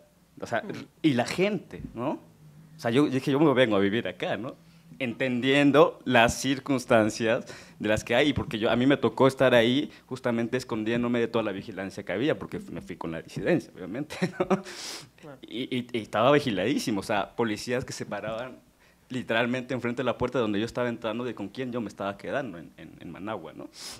Es decir, pero a lo que voy es que sí creo que es importante, y hablando de ese grupo que se está conformando, ¿no? Que claro que hay que reconstruir nuevos territorios, pero rompiendo justamente esas barreras impuestas por los estados-nación, ¿no? Y que, como decía, son un ejercicio de poder quienes han heredado el poder de la colonia, sea de izquierda o de derecha, ya no importa, ¿no? Entonces, por eso sí es interesantísimo, siento yo, que quien es desplazado forzadamente, si quiere regresar, obviamente hay que hacer toda la lucha por regresar a ese espacio, pero también siento que es importante entender que la tierra, así que la tierra es de quien la habita, la trabaja, la ejerce. Y a mí me gusta mucho también algo que he venido pensando en las cuestiones del territorio. El territorio, ahora sí que como la canción, ya no se hace camino al andar, se hace territorio al andar, ¿no? ¿Por qué? Porque el territorio para mí es una especie de casa y es una especie de casa en donde uno se siente seguro. En donde uno no se sienta seguro, deja de ser su territorio. Yo estoy en un territorio actualmente que no es mi territorio. Para mí este es otro país. La Ciudad de México, México es otro país para mí. O sea, yo vengo de Chiapas, que es otro país también, ¿no? Si lo queremos ver como un país o nación, ¿no? Y cuando salgo ya, después de ciertos kilómetros de donde es, entre comillas, mi territorio, ya soy una persona extranjera o extraña, porque ahí sé que nadie me va a cuidar, ¿no?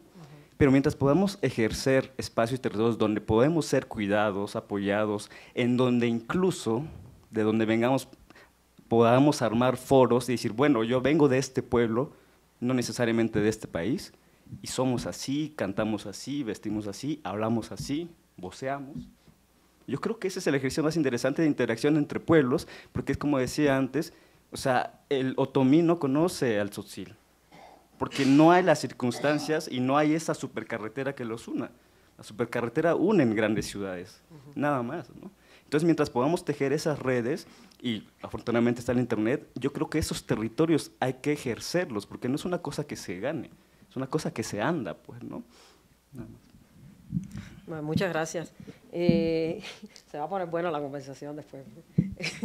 No, a mí me parece muy interesante y creo que combina perfectamente, o sea, salir de la idea del territorio físico, que obviamente nunca es únicamente un territorio físico, es un territorio donde se hace comunidad, donde uno se siente seguro, donde creció la familia, o sea, hay experiencias afectivas asociadas con el territorio, que es justamente lo que se pone en cuestión cuando se pierde el territorio, no es necesariamente el espacio físico, es toda esa red de afectos, de relaciones, de seguridad, de esa sensación de estar en casa, ¿no? Pero efectivamente hay circunstancias en las cuales eso hay que hacerlo porque no te queda otro remedio. Yo creo que es algo que podríamos pensar, pero no es lo mismo cuando uno lo hace porque tiene esa vocación de que toda la tierra es mi casa y que al final somos ciudadanos del mundo, que es cierto, que cuando lo haces porque no te queda otro remedio, porque te han puesto en esa situación, ¿no? Cuando tú no lo elegiste. Bueno, eso es algo que podríamos pensar, pero creo que es un matiz interesante, ¿no?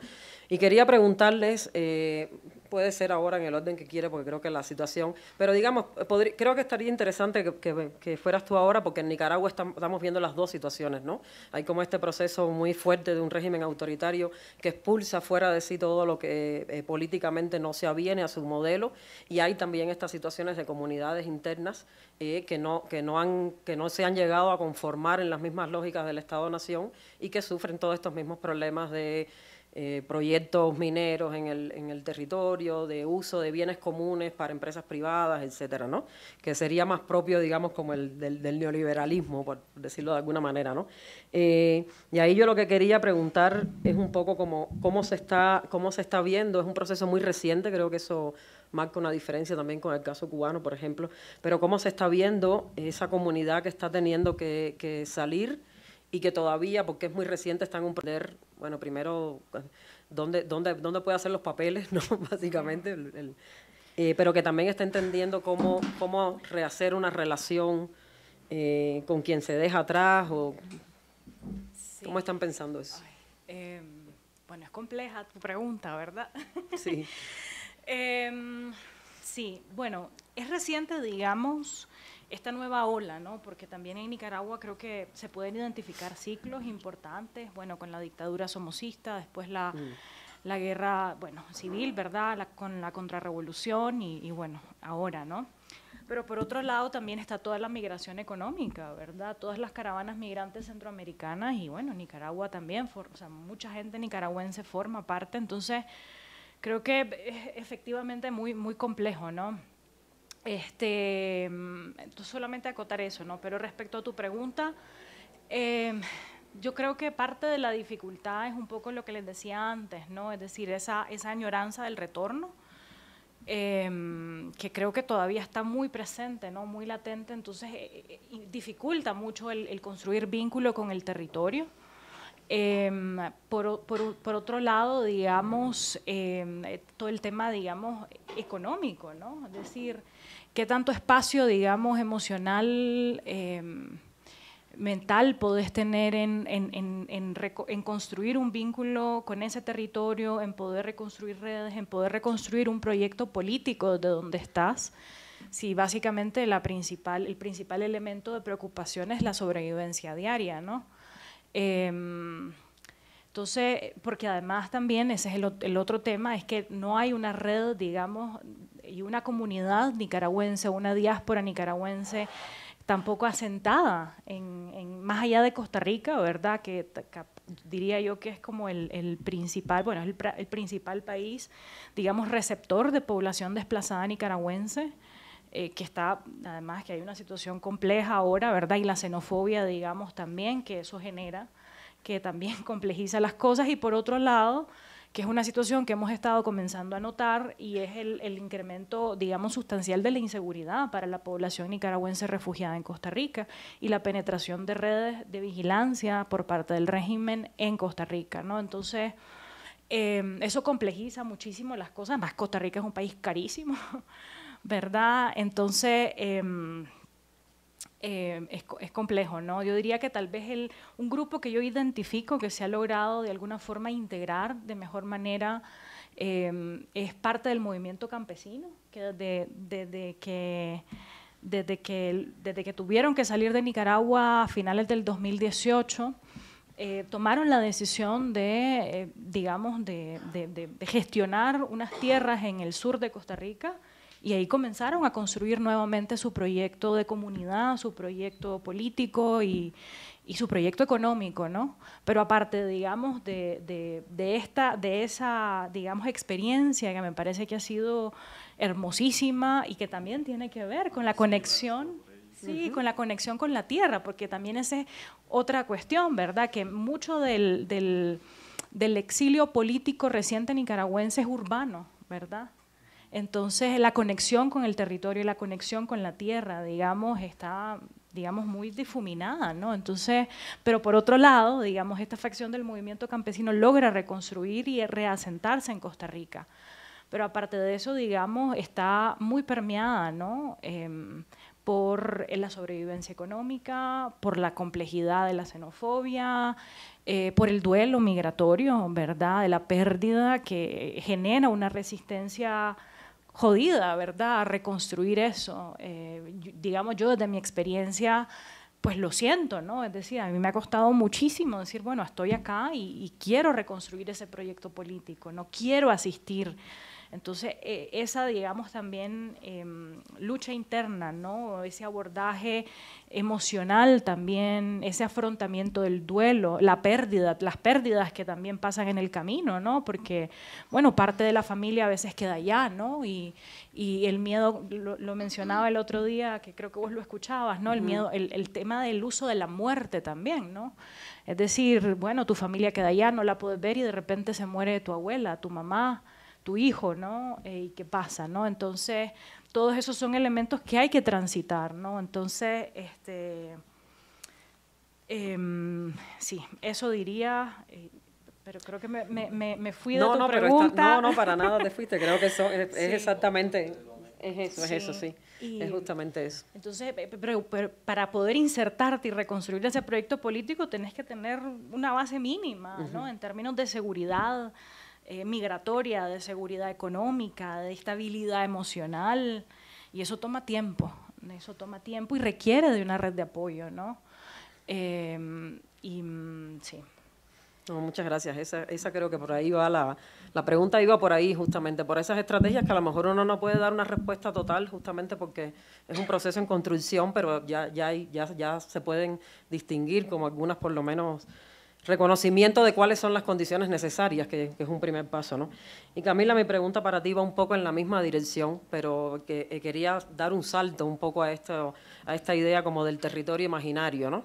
Porque, bueno, Cuba además es una isla, creo que esto no hablamos mucho, pero esa cosa de que definitivamente hay que... la maldita circunstancia del agua por todas partes, ¿no? Creo que sí tiene un impacto también en todo esto. Y bueno, ese éxodo ha sido no solo tan largo, sino tan grande, que de alguna manera ya solemos pensar, claro, hay un deseo de regreso, por supuesto, pero la realidad todo el tiempo va diciendo que incluso ese deseo de regreso es una etapa que hay que superar porque las condiciones incluso para el regreso son muy difíciles y se empieza a construir algo que uno puede asociar con el territorio, pero que obviamente se parece más a esto que comenta Néstor, que es un territorio imaginario, no es un territorio donde está, no es donde uno creció, no es la luz de donde uno creció, no es ni siquiera una comunidad urbana en un barrio, eso es un territorio que está como disgregado por todas partes. Entonces, mi pregunta para ti es un poco sobre ese territorio imaginario, ¿no? Si pudiéramos pensar o por lo menos encontrar así 2, 3 cositas que pudiéramos decir de ese territorio que hay que inventarse cuando ya el territorio físico, geográfico no es una referencia, ¿no? Bueno, lo que hablabas un poco de la contingencia, yo creo que es una de las cuestiones que más dificulta eso, ¿no? El exilio cubano, además de ser, como hablábamos antes, del lenguaje del poder vilipendiado y humillado constantemente, está expuesto a una circunstancia bien peculiar, que es que justamente el gobierno también ha encontrado la expulsión constante de cubanos como un mecanismo de retroalimentación económica, porque de hecho son las remesas precisamente uno de los principales ingresos de divisa del país. Entonces, el gobierno cubano también entiende estos ciclos como una manera de exportar mano de obra que ayude a la supervivencia de la familia cubana, que es realmente así como sobrevive al interno del país, ¿no? Entonces, esta exposición a la contingencia, por supuesto, y la monopolización y el secuestro por parte del gobierno del relato de la identidad nacional crea circunstancias muy críticas y fracturas al interno de la ciudadanía cubana, de cómo se entiende a sí misma. Y bueno, todo lo que sabemos, ¿no? Polarizaciones políticas y sentimentales también. Y yo creo que justamente los cubanos están como ahora mismo en ese proceso, ¿no? En un proceso de decadencia absoluta del relato simbólico del poder, y entonces en 2 batallas. Una, justamente la construcción propia hacia el afuera, en el que sigue existiendo una matriz de opinión, que vive un romanticismo hacia la utopía que representó la Revolución Cubana. Entonces está en la batalla justamente de construir esa opinión afuera a partir de un relato propio y alternativo del relato hegemónico que ha vendido el sistema, y reconstruirse una identidad también interna en la que se consigue una comunión de personas que han sido realmente fracturadas, de personas que han sido divididas y desarticuladas como ciudadanía por estas mismas situaciones extremas que te impone la situación política, ¿no? y la disputa esa ideológica, que también es algo que vive. Y en ese sentido yo creo que al menos para los cubanos, o sea, la cultura, el arte, entendido en su más amplia posible extensión, sobre todo las manifestaciones más populares del arte, yo creo que han venido un poco a soldar esa fractura. O sea, a construir precisamente esa identidad que hemos perdido frente a la catástrofe nacional. Un día hablamos de algo parecido, te decía como, bueno,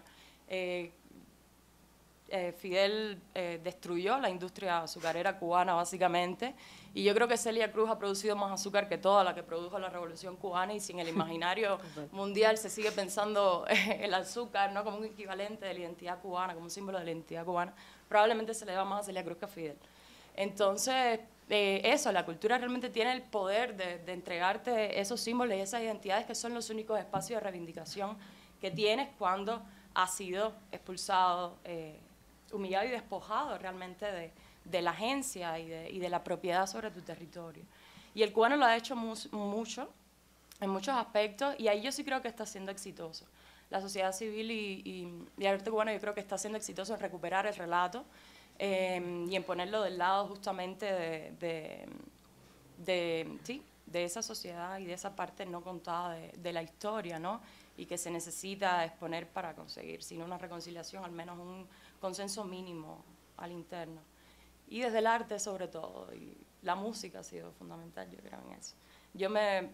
Hay un ejemplo que es como muy específico, pero en las últimas olas migratorias cubanas, por ejemplo, hay una canción que es de un reggaetón propio cubano que se llama Reparto, porque es un reggaetón con la base de la rumba, o sea, de la clave de la rumba. Y las últimas olas de migraciones cubanas se creó una tendencia en las redes que es que justo y sobre todo la migración ilegal que tuvo que atravesar fronteras a través de Nicaragua o de otros puntos cruzando el Darién y Estados Unidos. Esta migración, sobre todo la migración ilegal, que ha necesitado, pues, por supuesto, una reivindicación de toda la proeza que ha tenido que atravesar en el mapa continental.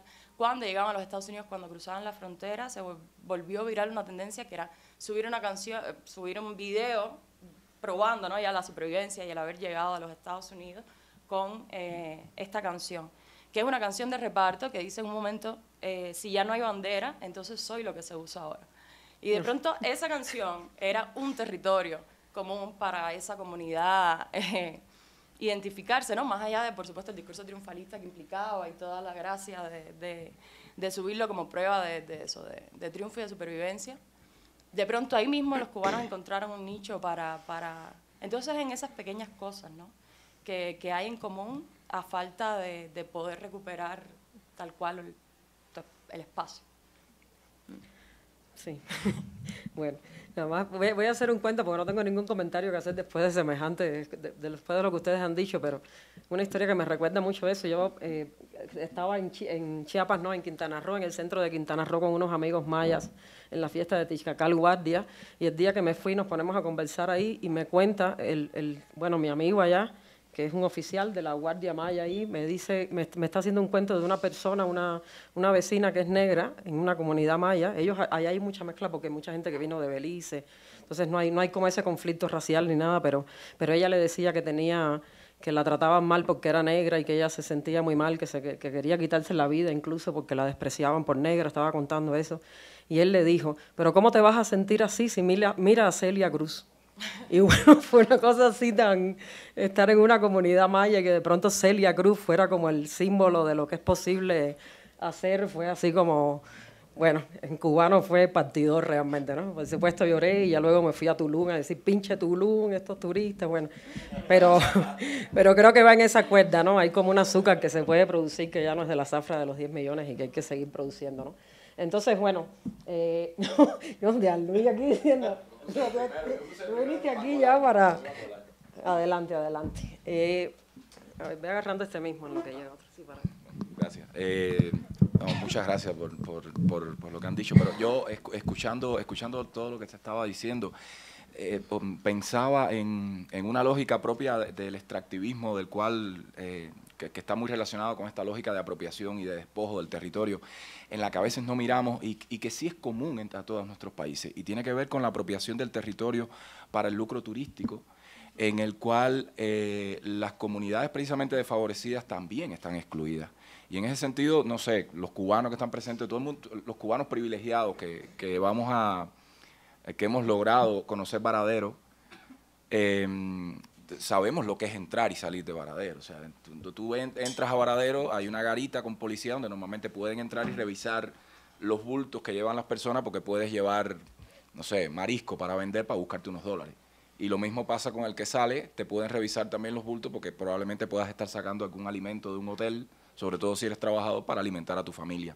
Y en ese sentido yo pienso en cuánta soberanía se pierde cuando se producen lógicas propias de esa forma de la economía neoliberal en la que se constituyen esas zonas de territorio vedado que uno puede encontrar en cualquier lugar. O sea, pienso en Varadero porque es más conocido, pero en los Cayos de Cuba, ¿cuántos cubanos lograron entrar a los Cayos de Cuba? Hay una lógica de exclusión. Entonces, tú sabes que si no has pagado en dólares una reserva de hotel, o sea, tú no puedes entrar ni siquiera a bañarte a la playa. Bueno, a menos que sea familiar de un dirigente o estés conectado a la élite. Pero también están esas zonas vedadas, cerradas, que existen también en nuestras ciudades, donde viven los mandantes, a las que no tienes acceso. O sea, alguien te va a prohibir pasar por ahí, por esa calle, en el propio vedado. Históricamente siempre hubo una calle cerrada a la que no tenías acceso, un lugar muy cercano incluso al Instituto de Cine, a las instituciones culturales cubanas y demás.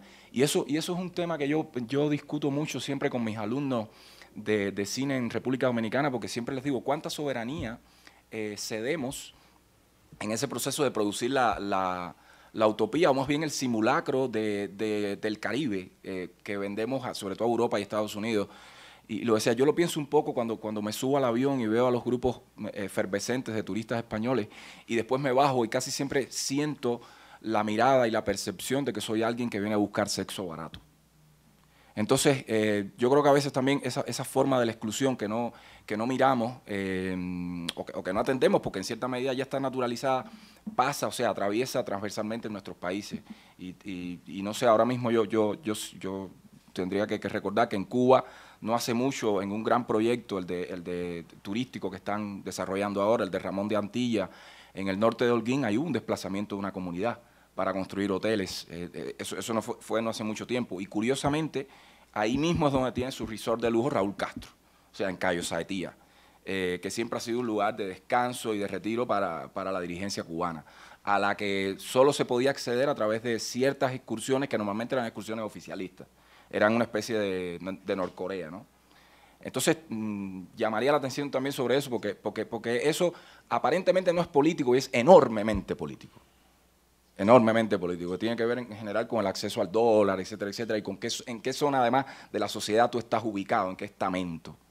Porque eso, no sé, creo que eso lo vivimos en Punta Cana, Isla Margarita, los Cayos de Cuba, o sea, creo que está en todas partes de nuestros países.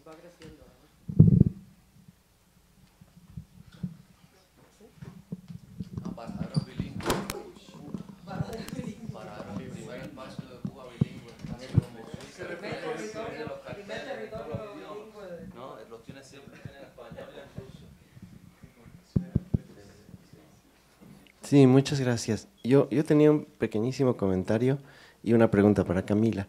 El comentario tiene que ver con este esfuerzo por incluir a Bolivia dentro de este mapa de autoritarismos emergentes, ¿no? Aunque vamos muy atrasados los bolivianos, o sea, llevamos varias décadas de demora, pero parece que sí, pero parece que es la misma dirección. Y quería simplemente subrayar el hecho de que esto que se habla, o que bueno, Camila también comentó sobre el repudio, estos actos de repudio que me parecen interesantes como para entender una especie, no sé si de tecnología social, ¿no? que se aplicó en Cuba y se sigue aplicando y que ha sido replicado, digamos así, en otros lugares, ¿no? Con ello no quiero implicar que hay una especie de conspiración, ¿no? Que es un recurso que también se usa mucho, de decir, pues Cuba está influyendo diabólicamente en los demás países para que todo lo que aprendió Fidel Castro vaya a ser, digamos, usado como un manual, ¿no? Pero yo creo que sí hay momentos de emulación muy claros, ¿no? Y simplemente digo que en 2019, una de las técnicas que utilizó Evo Morales para no terminar huyendo, que al final terminó huyendo de Bolivia, fue precisamente movilizar sectores sociales para generar esta especie de, no sé, hay que buscar incluso la terminología apropiada, ¿no? Para describirlo. Yo creo que es una especie de represión desde la sociedad civil, es decir, el Estado inventa una sociedad civil, probablemente también en Nicaragua exista esto, me hace recuerdo sobre todo a las protestas, ¿no? De cómo también el Frente Sandinista movilizaba gente, ¿no? Una especie de represión que viene desde una sociedad civil que el Estado ha construido a su imagen y semejanza, y que permite dar la sensación, por lo menos en lo formal, de que hay un apoyo popular al gobierno autoritario, ¿no? Y que ese apoyo popular, en cierto sentido, se maneja con cierta impunidad, porque una cosa es que te reprima un policía, te golpee, y otra cosa es que venga tu vecino a golpearte de la misma manera, ¿no? Y a eso me refiero con impunidad, o sea, parece, no, son actos de repudio ciudadano, ¿no? A esto que parece ser una contrarrevolución. Y entonces eso, digamos, habilita a estos actores a utilizar un discurso que tiene ese sustrato de respaldo ciudadano, ¿no? Que me parece perverso simplemente. Y bueno, en Bolivia la OEA hizo un informe muy completo de todo lo que pasó en 2019 y justamente se consignan este tipo de hechos. O sea, dice el IGA de la OEA que es muy preocupante que en Bolivia la represión y los abusos a los derechos humanos ya no sean cometidos por las autoridades, sino por la gente común, ¿no? Y un pequeño paréntesis adicional, la propia oposición al masismo en Bolivia, los propios adversarios de Evo Morales que podrían ser adscritos a la derecha, también han comenzado a utilizar los mismos recursos, ¿no? O sea, como una forma de defensa.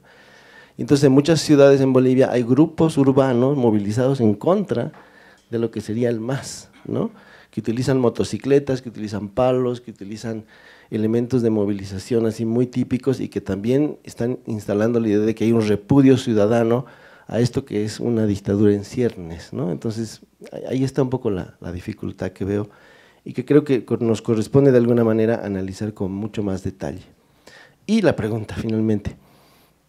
Quería preguntar si, ¿qué habilitó o qué hizo posible que el Estado cubano entregara pasaportes de manera más o menos fácil a sus ciudadanos? Es decir, me imagino que la crisis del Mariel tenía como la característica de mostrar una expulsión masiva de lo que se llamaron los gusanos, digamos, hacia Miami, en un acto político, digamos, muy claramente verificable en las noticias.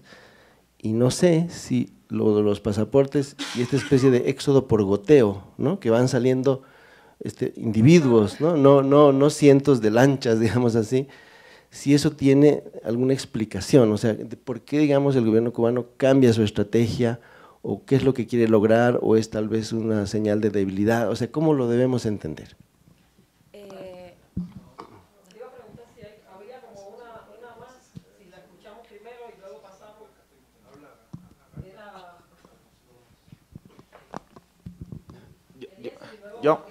Yo más que una pregunta quería hacer un comentario, porque, bueno, Camila ha hablado de lo que recientemente ha sucedido y, bueno, los amigos de España y, bueno, del pueblo originario han hablado de los desplazamientos internos dentro. Y quería hacer un comentario porque en Cuba tuvimos una experiencia de desplazamiento masivo durante la guerra del Escambray. El gobierno hizo un gran desplazamiento de campesinos hacia distintos puntos del país. Esto es la década del 60 y tiene mucho que ver con las realidades que viven ustedes, ¿no? En su caso reportando y, bueno, en su caso que lo vive como una experiencia de su comunidad, ¿no? Y en el caso cubano fue el traslado de la experiencia de la Unión Soviética, fue un pequeño Siberia que nos instalaron en el país, donde desplazaron a miles de campesinos que no estaban de acuerdo con el gobierno, muchos de ellos, otros no, que apoyaron una guerra que sucedió en el Escambray, una guerra de la cual casi no se habla en nuestra historia, una guerra silenciada que duró una década y que fue el último, digamos, bastión armado que hubo en Cuba. Y entonces quería hacer este comentario porque tiene mucho que ver con lo que plantean sobre los desplazamientos internos aquí, la experiencia en México, y que es algo, es decir, los desplazamientos en Cuba, que han sido mayormente hacia los Estados Unidos y que ha sido algo sistemático de diferentes formas, también hemos tenido una experiencia de desplazamiento interno. Y otra cosa que sucede en Cuba es que, por ejemplo, una persona que vive en una provincia tiene muchos problemas para vivir en La Habana. Y eso es una forma también, sí, se le dice palestino en la calle, pero el gobierno tiene establecido todo un sistema perfeccionado que no permite a las personas que no viven en la capital poder vivir en la capital. Entonces, es decir, nosotros no tenemos solamente un problema de irnos de Cuba, sino hay problemas dentro de Cuba que no han tenido solución y esas mismas familias de campesinos que en la década del 60 los trasplantaron, nunca pudieron regresar a su lugar de origen, a donde vivían, a donde hacían su vida. Y entonces, solo quería apuntar eso porque tiene mucho que ver con lo que planteaban ellos y es parte también de nuestros problemas a resolver en el futuro, ¿no? ¿Cómo podemos regresar a casa, ¿no? ¿Cómo podemos llegar a home de una manera hablando como si estuviéramos jugando pelota, ¿no? Gracias.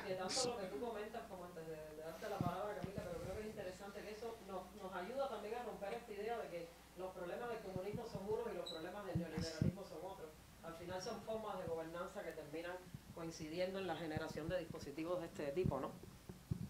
Sí. Entonces, no, con respecto a lo de las olas de migración, sí, casi todas, yo creo. Camarillo, Camariel, Crisis de los Balseros, esta del 2000, casi todas. El gobierno, bueno, Fidel básicamente lo que hizo en esos primeros casos, y en el 80 y en el 90, que fueron dos de las más grandes antes de esta última, fue abrir la frontera marítima para que la gente se fuera, como un mecanismo de liberación de la presión social. Siempre que se ha creado, casi todas estas crisis se han producido por una crisis política y económica interna. En el 80 fue la gente que se metió en la Embajada de Perú para solicitar asilo político y salir del país. En el 90 fue una protesta pública a raíz de la caída del campo socialista y lo que se conoce en Cuba como el periodo especial. Y a raíz justamente de estos pequeños, no llegaron a ser estallidos sociales, pero actos de rebeldía popular y de protesta pública, el gobierno entonces abrió la frontera y le dijo a los familiares que estaban en Estados Unidos, vengan a recoger a su familia, o a los que estaban en Cuba, se pueden ir. En esos primeros casos por mar, y luego ha implementado también como válvula de escape otras cosas. En esta última crisis, por ejemplo, lo que hizo fue negociar con el gobierno de Nicaragua, con Ortega, que diera libre visado a los cubanos para que pudieran irse a través de Nicaragua. Pero los cubanos no tenemos visa para ninguna parte del mundo porque somos potenciales inmigrantes, nadie nos da visa. Entonces sí, o sea, el gobierno ha instrumentado todas esas crisis migratorias para expulsar esa parte de la ciudadanía que le es incómoda y que le puede ser problemática cada vez que ha tenido una crisis política como respuesta. Y luego también con el interés puramente económico de eso, de exportar mano de obra cuando se ha visto en total crisis. Y con respecto a lo otro que era el pasaporte fue en el 2012. Fue que se eliminó lo que se conocía como carta blanca, que era el permiso que te tenía que dar el gobierno para poder salir del país. ¿Ah? En el 13, fue en 2013. 2013. Y realmente creo que tiene que ver también con la modulación que ha tenido que tener el gobierno con el lenguaje que emplea justamente con la migración, porque a caída de los grandes centros de poder que subvencionaron de alguna manera el proyecto social, primero la Unión Soviética, después Venezuela, después a raíz de la crisis con ese proyecto se ha vuelto también cada vez más dependiente económicamente de la emigración. Entonces ha tenido que eso mismo que hablaba del cambio de lenguaje, de ya no llamarte escoria, gusano, anticubano, sino cubanoamericano, cubano emigrado, ese tipo de cosas, tiene que ver con eso, con una mínima, porque no ha hecho muchas concesiones, que ha tenido que ir haciendo para facilitarle también a la gente que se vaya y le ingrese básicamente dinero. Y por esa reconciliación inevitable, porque no reconciliación, que el gobierno no la ha buscado. Y eso tiene que ver también con la caída de la figura de Fidel, o sea, Raúl no fue un reformista, pero comenzó a implementar ciertas medidas para tratar de hacer sostenible un proceso que ya iba a pique totalmente. Y por esos años, un poco más adelante, entró Internet a Cuba, pero todo eso ocurrió justo con la desaparición de Fidel, digamos, del poder, ¿no? Y los mecanismos de supervivencia que ha tenido que implementar el régimen para permanecer. Yo quería comentar lo del turismo y eso. Es que lo quiero, no me quiero agachar, que estoy mayor. No, entiendo que vives en Dominicana, ¿verdad? No, en España. Y algo de Dominicana salía, ¿no? Sí, porque trabajo allí. Ah, ok.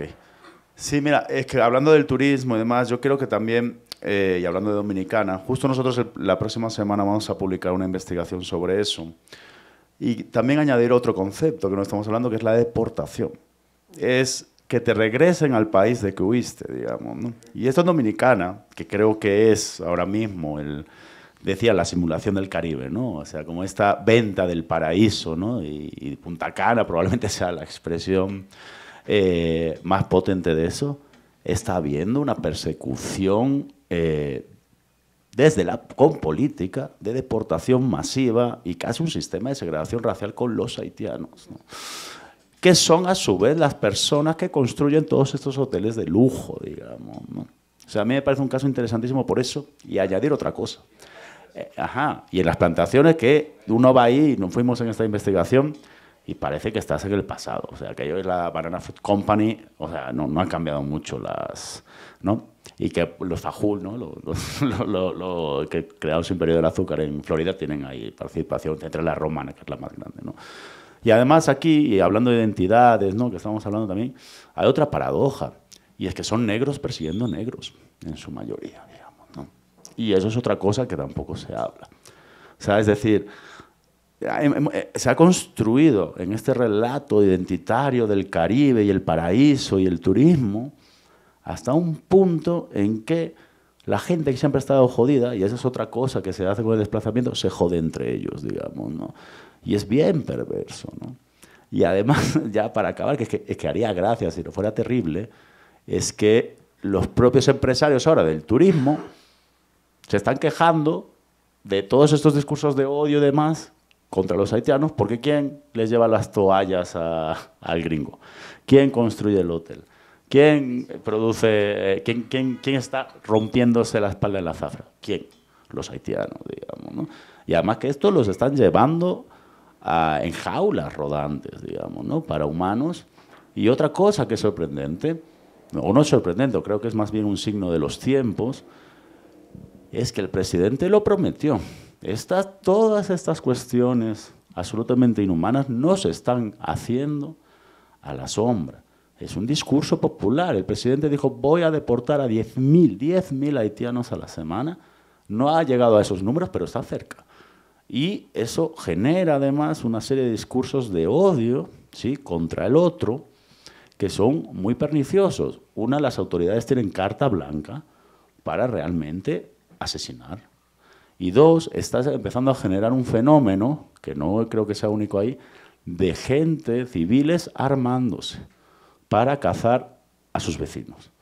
Y todo esto está basado en justo que hay una invasión de haitianos, ¿sí? Este es el discurso nacional, y esa invasión de haitianos va a pervertir, va a oscurecer lo que nosotros estamos vendiendo, que Dominicana es el paraíso, digamos, ¿no? Entonces, todas estas construcciones también sirven para expulsar a la gente. Y finalmente está el drama de ¿a qué país vas a volver si Haití no es un país? ¿No? ¿Y qué hace la gente? La gente vuelve. Y vuelve con un tiro en la espalda, y vuelve, digamos, ¿no? Entonces acabas huyendo una vez más, ¿no? O sea, no tienes casa, no tienes ni lugar de origen ni lugar de destino. ¿Sí? Yo sé que, por ejemplo, en Cuba, por la historia, ¿no?, de que en Estados Unidos se acoge más, etcétera, etcétera, quizás esto todavía no se ha explorado, no sé si en el futuro qué pase. Para los centroamericanos y demás es como muy común esto, ¿no? Pero pensar en eso también, es decir, ¿no? No hay un lugar donde estar, no hay un lugar donde huir. Y dónde te quedas, digamos, ¿no? Te quedas como en medio de este ciclo absolutamente violento, absolutamente racista, y hay mucha gente que está viviendo así. Y la cuestión es que los hacen animales, ¿no?, que es otra cosa que hemos visto en todas las cuestiones de apartheid, etcétera, etcétera. Si tú conviertes a una persona en un animal, en una cosa, en eso, es mucho más fácil hacer lo que sea. Lo puedes, digamos, ¿no? Y esos procesos son muy difíciles luego de limpiar, digamos, ¿no? O sea, todos esos autoritarismos también. O sea, el cubano obviamente lleva un montón de años, pero uno piensa en Bukele, piensa en estas más cosas. Si toca resistir con todas estas estrategias, digamos, ¿no? Pero no solo es el duro presente, ¿no? Es que hipotecan el futuro, porque es muy difícil. Lo que se destruye en un día tarda años en reconstruirse, digamos, ¿no? Entonces hay que tener paciencia, ¿no? Muchas gracias, completamente. Aquí quería... Me gustaría... perdón, adelante. Bueno, quizás algo rápido que viene un poco con lo que la que ha dicho, y que es más que nada empezar por esto que se tiene, que es que, diríamos, quien tiene casa o quien tiene un lugar que le significa casa, que la cuide, ¿no? Porque en las primeras alertas, cuando existen y no se toman en cuenta, después de 10 años ya son irreparables, ¿no? Eso es por un lado. Por otro lado, también hay un llamamiento a la solidaridad, porque quien está, pienso ahorita en el caso de Nicaragua, que es algo reciente, que estos primeros momentos son cruciales.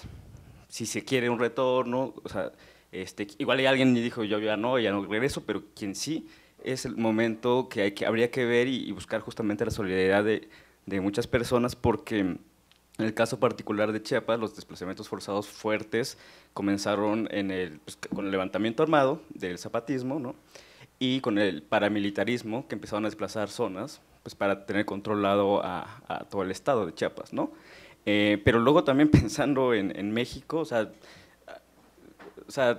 para mal, México viene avanzado con una dictadura desde hace 120 años o más. O sea, yo hablaría casi 150 años desde Porfirio Díaz, ¿no? O sea, desde 1860, ¿no? ¿Y por qué? Porque todo lo que fue el partido, es decir, estamos tan adelantados a quizás los procesos que se están viendo actualmente, que tuvimos un partido 71 años, ¿no? Y es algo que se quiere retomar ahorita con Morena, ¿no? Pero y ese fenómeno que fue el priismo, también ya de por sí originó en sus tiempos un montón de desplazamientos forzados del que nadie hablaba, porque claro que habían disidencias, ¿no? Socialistas, comunistas, incluso el embrión del STLN que se formó en los 60s, es parte de eso, ¿no? De estar en contra de un régimen totalitario que llevaba años y años justificando el desarrollo del pueblo, ¿no? Y la palabra pueblo y pueblo, lo mismo que ahorita se utiliza con Morena, ¿no? Entonces, a lo que voy así rapidísimo es que sí es importante ahora, ¿no? Quien esté luchando es buscarlo, porque desgraciadamente ahí en Chiapas y con muchos amigos que han sido desplazados, ya no regresaron a casa. O sea, es triste y perdón que lo diga de esta manera, pero no han vuelto a regresar y no tuvieron que salirse de otro país. Se fueron al pueblo vecino, pero nunca más regresaron a su casa. Y eso sí se me hace bastante, se me hace una derrota, ¿sí? ¿Por qué? Porque justo cuando no tomamos en cuenta ciertas alertas, luego es muy tarde, ¿no? Entonces sí vuelvo al punto de quien tiene casa, que la tenga, quien tiene cultura, que la defienda, porque si no, entonces llegamos al punto de despojarnos de la espiritualidad, de la cultura, ¿no? De la familia misma. Entonces, ¿qué tenemos? Pues nada, es la única necesidad de comer y no morir, ¿no? Entonces, por eso y que eso es el sistema, ¿no? Que todos nos convirtamos en máquinas o animales, ¿no? Entonces, nada más. Sí, no, yo tal vez retomar esto último que decía sobre el fenómeno Bukele, que también es, porque además el nivel de popularidad que este tipo está adquiriendo en El Salvador, o que tiene en El Salvador más bien, es una cosa peligrosísima, y lo que implica en términos de la criminalización de la pobreza, pero también este fenómeno que ya mencionaban ustedes, y es la instrumentalización también y las divisiones comunitarias como una herramienta política, ¿no? Para que efectivamente no sean los órganos del Estado, llámese seguridad del Estado, policía, ejército, como le querrá llamar, sino esta persona que no sabemos quién es, la que de alguna forma pues ejecuta, ¿no? la agresión, pero que al final en la comunidad ahí es donde queda el desastre, ¿no? Porque esa persona que, digamos, no se sabe quién es, al final es tu vecino, ¿no? Que integra, como le querramos llamar, ¿no? Puede ser un colectivo en Venezuela, el CLS o CPC o como le querramos llamar, digamos, pero que también está operando, digamos, en todo este aparataje, ¿no? del estado de excepción de Bukele, ¿no? Porque también lo que se está dando, ¿no? Es que hay muchas denuncias vecinales, ¿no? Que no tienen necesariamente que ver con la problemática de la Mara, sino que tiene que ver con saldar rencillas, ¿no? Vecinales, comunitarias, etcétera, y que se lleven preso entonces a mi vecino, pero ¿qué queda después, verdad? Es decir, cómo esa comunidad se reconstruye con esas grietas y con esas heridas.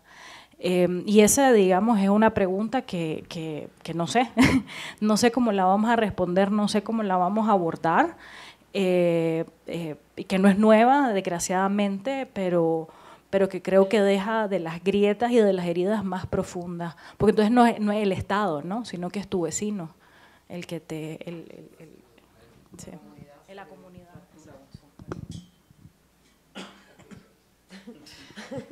¿Alguien tiene alguna otra pregunta, comentario? ¿Ya? Listo, lo dejamos aquí. ¿Ustedes quieren añadir algo más o ya se quedan tranquilas con lo que dijeron? 2 horas ya hablamos. 2 horas. 2 horas es el tiempo ya realmente límite para la atención, ¿no? Si no dijimos nada es que no tengo nada que decir. Exactamente. No, muchísimas gracias por haber aceptado la invitación. A mí me parece que justo lo interesante es que hay lugares tan diferentes, ¿no? Y que podamos hablar desde experiencias tan diferentes que al final descubrimos que no son para nada tan diferentes, ¿no?